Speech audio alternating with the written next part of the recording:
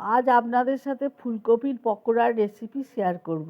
আমি প্রথমে নিয়ে নিয়েছি গ্রেট করা ফুলকপি, পেঁয়াজ কুচোনো, লঙ্কা কুচোনো, ধনেপাতা কুচোনো, নুন, চালের গুঁড়ো, বেসন।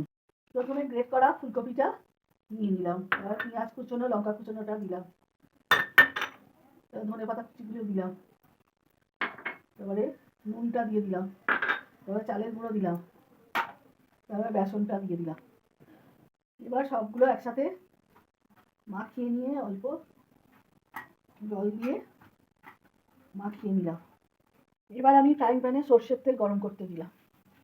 এবার তেল গরম হতে তার মধ্যে ফুলকপির বড়াগুলো ছেড়ে দিলাম।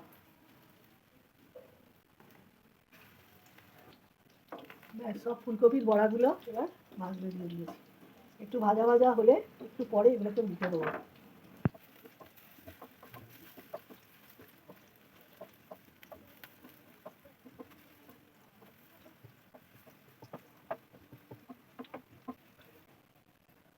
গ্যাসের ফ্লেমটা এবার একটু জোরে দিয়ে দিলাম, একটু তাড়াতাড়ি ভাজাটা হয়ে যায়।